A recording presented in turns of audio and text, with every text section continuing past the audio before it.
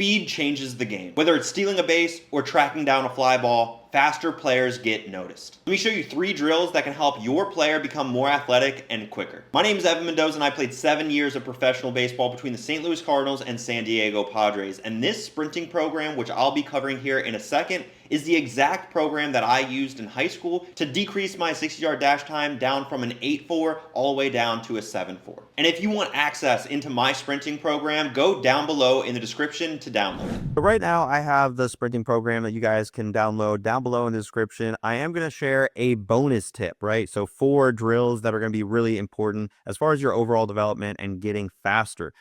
Drill number 1 is going to be B skips. For some of you, you've already done B skips and that's great, but maybe you haven't, right? So B skips are a great way to understand what a sprinting cycle should really look like. And it also incorporates great flexibility. All right. If you don't know what a B skip is, it's very similar to a B walk. As you can tell right here in the B walk, you're going to be going up to 90 degree with your knee, and then you're going to be kicking out like you're kicking someone out, in front of you. It is really important, as you can tell, at extension when you're kicking out, toes are going to be, flexed towards your face at all times, right? Not necessarily at all times, but when you're kicking out, right? So that's going to be developing great habits as far as your form of how you're supposed to be running. Now, B skips, it's basically the B walk, but we're just adding that little momentum, that little hop to it. That way we're able to get even more flexibility, even more, movements in our sprinting cycle.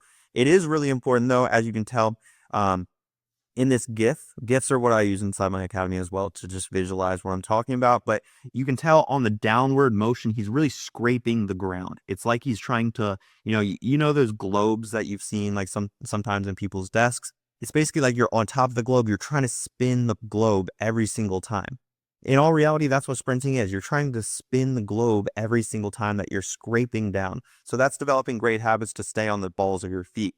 All right. Next, most important drill that we're going to be covering right here. We'll go in right now. Why not with the bonus tip, right? So these bicycle turnovers, they're incredibly hard to explain, but this is going to be the quick fix on understanding how inefficient your sprinting cycle is, because let's be honest, a lot of people don't sprint the proper way. And right here you can tell it's a very awkward looking drill, but once you've got it mastered, I promise you your efficiencies in your sprinting cycles are going to go up tremendously. Now, next up, this is going to be probably the second most important drill other than B skips. It's just going to be, you're angling probably around 45 degrees, maybe a little bit less, against a wall, a fence, as you can see in this video. And this is going to be where you're stationary, but you're really just driving your knees forward. You're going to be pushing against the ground. You're going to feel like you're trying to push over that fence each and every repetition. So we're really going to be just making sure that our arms are, restricting.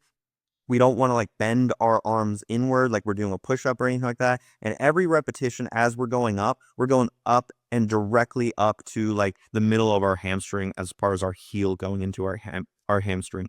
We don't want to be taking long kickbacks, which is again a very inefficient move in our sprinting cycle. So as you can tell as well in this video, you want to stay on the balls of your feet and go as fast as you can, typically for like 10 seconds. And doing that for like 3 sets is going to be super helpful.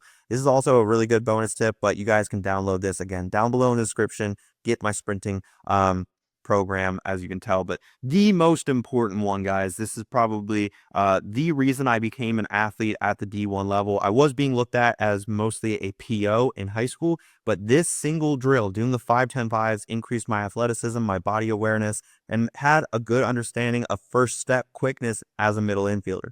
So 5-10-5, it's super simple. This isn't necessarily the best speed, but you're basically going 5 yards, you're going 10 yards, and then you're going 5 yards. This is the first thing that I have all my students do inside my academy because it is a very good test on overall athleticism. Yes, the 60-yard dash is great, but honestly, it doesn't really tell a complete story.